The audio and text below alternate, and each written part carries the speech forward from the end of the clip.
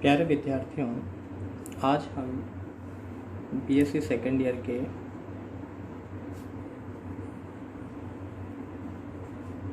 Paper second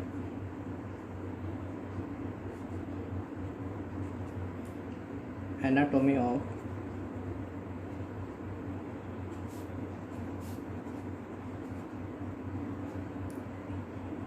angiosperm and economic botany शुरू कर रहे हैं। थर्ड पेपर की अपन ने फर्स्ट यूनिट सेल बायोलॉजी है वो कंप्लीट पढ़ ली है। आज हम इस पेपर में हम पहले एनाटॉमी ऑफ एंजियोस्पर्म प्लांट की स्टडी करेंगे। एंजियोस्पर्म प्लांट, जिन्हें फ्लावरिंग प्लांट भी कहते हैं,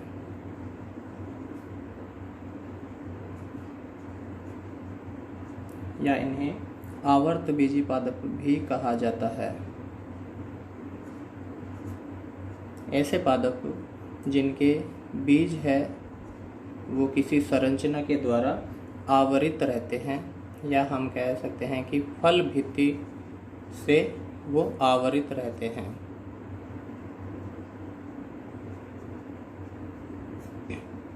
ऐसे पादप जिनके जो बीज है वो किसी संरचना के द्वारा आवरित रहते हैं, उन्हें आवर्तबीजी पादप या फ्लावरिंग प्लांट कहते हैं। इनकी हम स्टडी करेंगे। इनकी जो एनाटॉमी है, आंतरिक संरचना है, उसका हम अध्ययन करेंगे। ये जो आवर्तबीजी पादप होते हैं ये दो प्रकार के होते हैं। एक प्लांट होते हैं द्विबीजपत्री या डाइकोट प्लांट, और एक होते हैं एक बीजपत्री या मोनोकोट प्लांट। इन प्लांट्स की हमें आंतरिक संरचना का अध्ययन करना है। पादप का जो शरीर है वो किस प्रकार बना है, उसकी हमें संरचना का अध्ययन करना है प्लांट एनाटॉमी के अंदर। तो प्लांट आंतरिक संरचना से पहले हम देखेंगे जो प्लांट्स है उसका बेसिक बॉडी प्लान है वो किस प्रकार से है। बेसिक बॉडी प्लान प्लांट्स में क्या है, या पादप शरीर है वो किस प्रकार बना हुआ है। तो जो बेसिक बॉडी प्लान है इन प्लांट्स के अंदर, उसका निर्माण होता है सीड या बीज के द्वारा। सीड या बीज के द्वारा इन पादपों का जो शरीर है वो उसका निर्माण होता है। तो सबसे पहले बीज क्या है या सीड क्या है। सीड एक भ्रूणीय पादप होता है, भ्रूणीय पादप है, या हम कह सकते हैं एक कंप्रेस्ड प्लांट होता है ये। ठीक है, बीज में क्या है, एक कंप्लीट प्लांट होता है लेकिन वो कंप्रेस्ड होता है, दबाया हुआ होता है। एक छोटी संरचना में कंप्लीट प्लांट है वो बीज के अंदर उपस्थित रहता है। तो बीज की जो बेसिक संरचना है मोनोकोट प्लांट में और डाइकोट प्लांट है, इन दोनों में अलग अलग प्रकार की होती है। तो हम अगर द्विबीजपत्री बीज की बात करें तो इसके अंदर एक भ्रूणीय एक्सिस पाई जाती है। इस भ्रूणीय एक्सिस के दोनों तरफ दो बीजपत्र होते हैं द्विबीजपत्री के अंदर। इस भ्रूणीय एक्सिस का एक सिरा रेडिकल बनाता है, जबकि दूसरा सिरा है वो प्लूमूल का निर्माण करता है। ठीक है, तो इस बीज पत्र के दो मुख्य भाग होते हैं। एक बीज पत्र होते हैं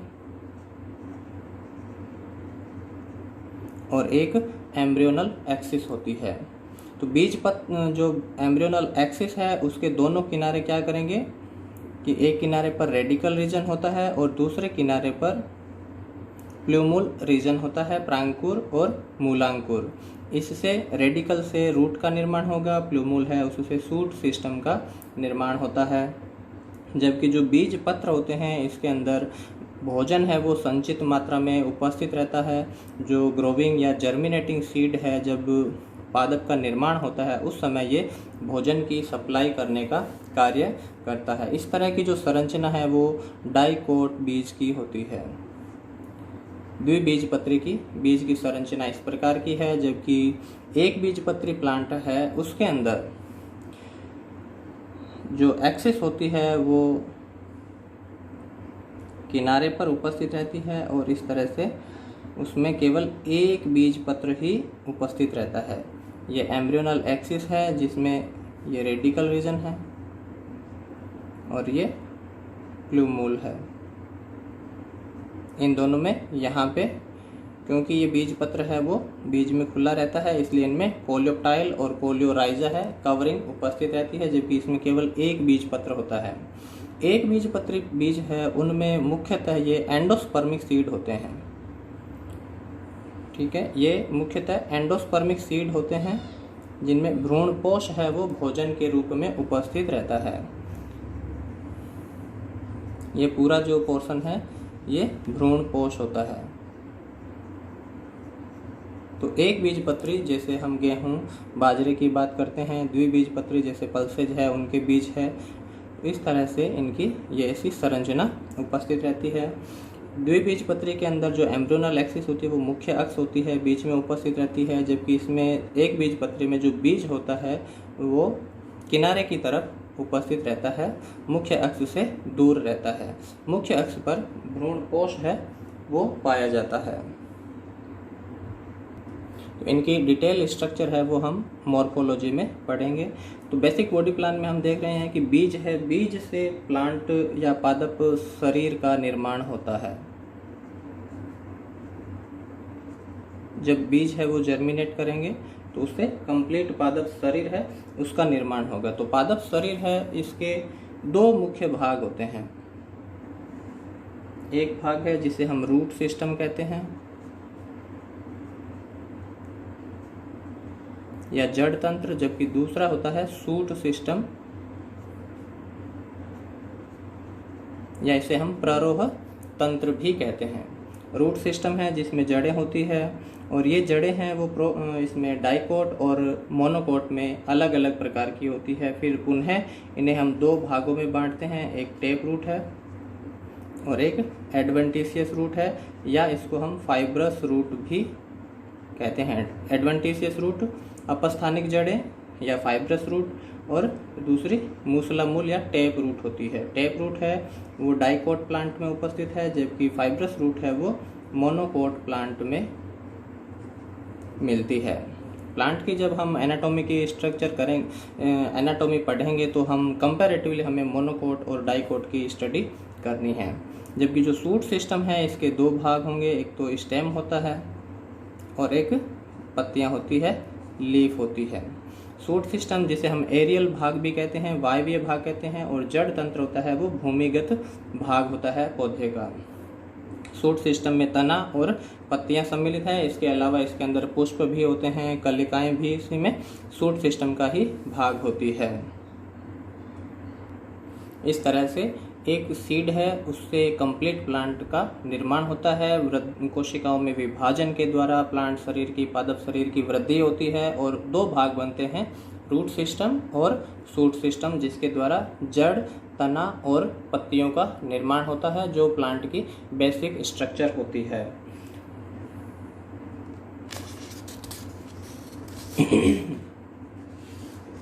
इसमें हम देखते हैं कि जो सीड के द्वारा बीज से कंप्लीट पादप शरीर का निर्माण होता है, इसमें वृद्धि होती है पादप शरीर की।